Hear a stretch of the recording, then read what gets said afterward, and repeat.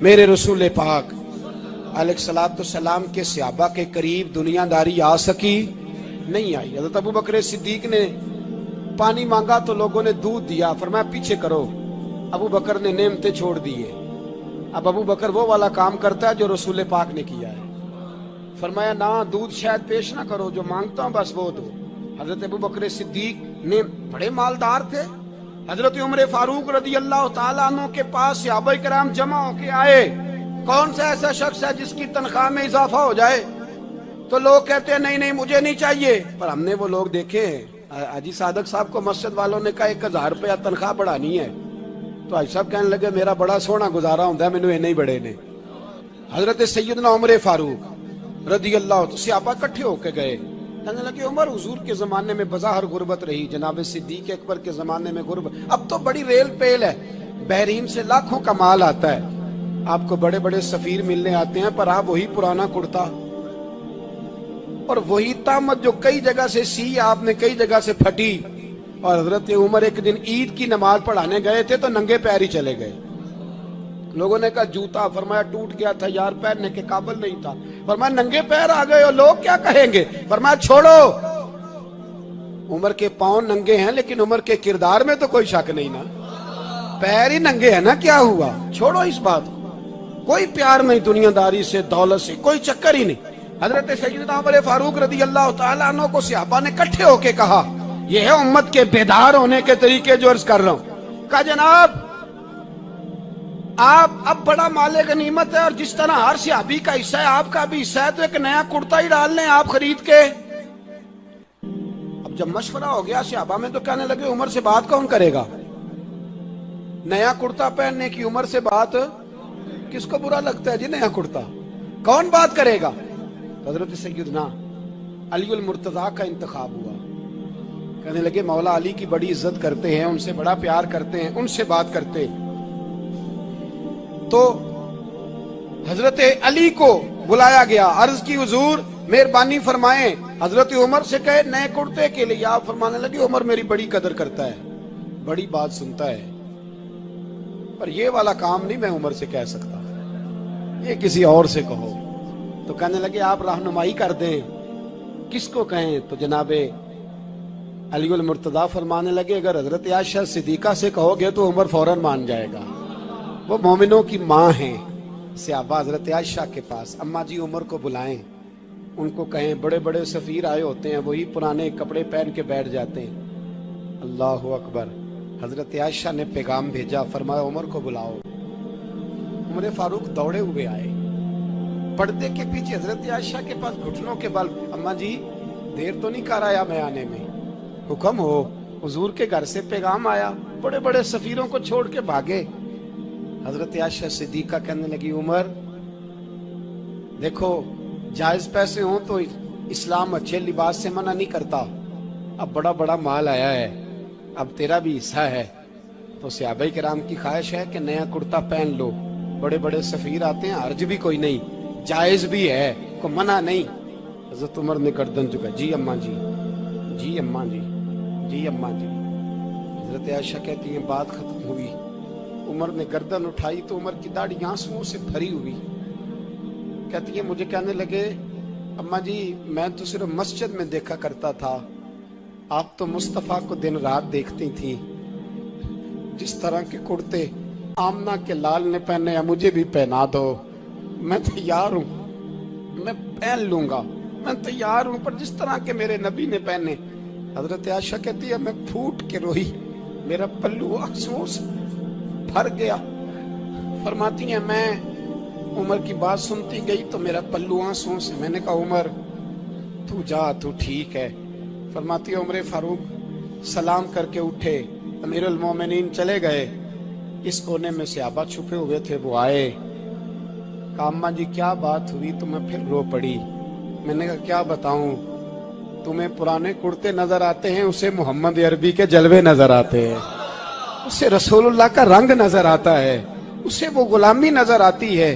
عمر کو دنیا سے پیار، اور دنیا سے پیار نہیں تھا، دعا پتہ کیا تھی، یوں جھولی اٹھا کے اللہ مرزقنا شہادتن فی سبیلک وجعل موت فی بلد حبیبک، اللہ عمر کو بسترے والی موت نہ دینا، موت شہادت کی دینا، اور میں میدان میں جا کے نہیں مرنا چاہتا، مجھے رسول اللہ کے شہر میں موت چاہیے، باہر جا کے نہیں، یہی میدان لگے مدینے میں، یہی موت آئے، اسباب بنا، میں مدینہ بھی نہیں چھوڑنا چاہتا۔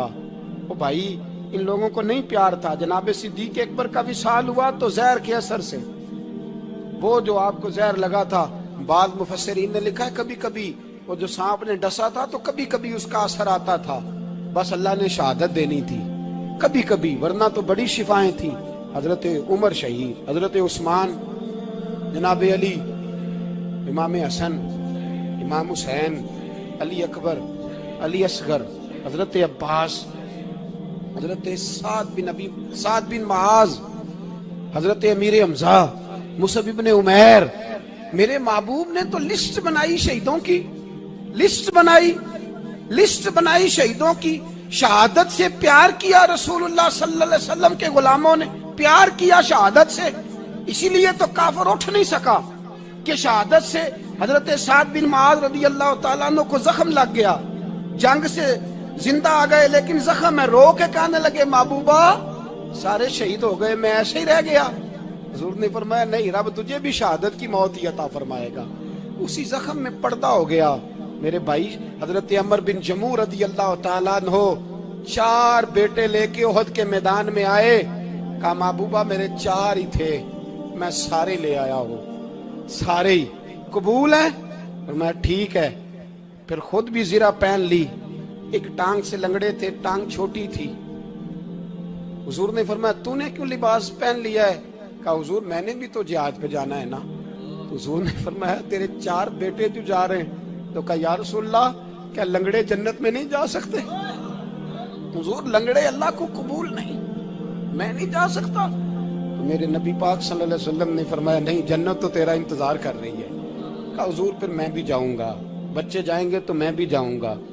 ایک بی بی احد کے دن 3 سال کا بچہ لے کے گھر سے نکلی، بیبیوں کو کہتی ہے میرا خامد بھی بدر میں شہید ہوا، بھائی بھی اور باپ بھی، آج حضور نے پھر بلایا ہے، دل کرتا تھا کوئی جوان بیٹا ہوتا تو میں پیش کرتی، پر اب میرے پاس یہ 3 سال کا ہی ہے۔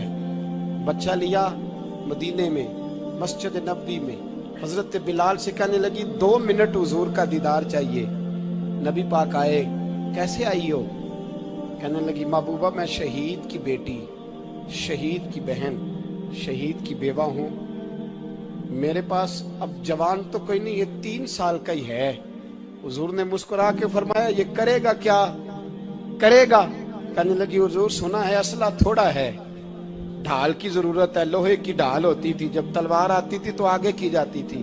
کہا محبوبہ میرا شہید کی اماں بننے کو بڑا دل کرتا ہے، یہ میرا 3 سال کا لے جاؤ، جب تیر آپ کی طرف آیا تو میرا بیٹا آگے کر دینا، یہ ڈھال کا کام تو دے گا نا۔ ہنستے ہوئے محبوب کی آنکھوں میں آنسو آئے، بچے کو پکڑ کے سینے سے لگایا، ماتھا چوما، فرمایا جا تیرے ساتھ وعدہ ہے، قیامت کے دن تجھے شہید کی اماں کہہ کے ہی پکارا جائے گا، وعدہ ہے تیرے ساتھ تجھے شہید کی۔ میرے بھائی مرنے کو دل ہی نہیں مسلمان۔ میرے نبی پاک صلی اللہ علیہ وسلم نے فرمایا جس کے دل میں کبھی شہادت کی آرزو پیدا نہیں ہوئی، اس کے سینے میں دھڑکنے والا دل مومن کا ہے ہی نہیں، وہ تو منافق ہے۔ جو کبھی دین کے رستے میں شہید ہونے کو، میرے بھائیوں دین کو بڑی ضرورت ہے، بڑی ضرورت ہے، بڑی۔ اے خاصائے خاصان رسول وقت دعا ہے، امت پہ تیری آ کے عجب وقت پڑا ہے، وہ دین جو بڑی شان سے نکلا تھا وطن سے، پردیس میں وہ آج غریب الغربا ہے۔ فریاد ہے اے کشتی امت کے نگہباں، بیڑا یہ تباہی کے قریب آن لگا ہے۔ اور ایک شاعر قلم توڑ گیا، کہنے لگا تجھ سے فریاد ہے اے گنبد خضرا والے، تجھ سے فریاد ہے اے گنبد خضرا والے، کعبے والوں کو ستاتے ہیں کلیسا والے، تجھ سے فریاد ہے اے گنبد خضرا۔ اپنے اندر دین کا درد پیدا کرو، ذوق پیدا کرو۔ ستا اٹھ کے کوئی نہیں خوش ہوندا،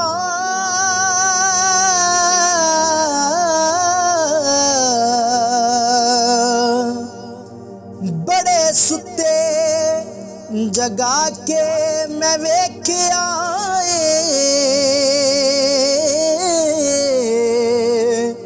ਓਏ ਕੁੱਤੇ ਜਿਹਾ ਨਹੀਂ ਕੋਈ ਵਫਾਦਾਰ ਡਿਠਾ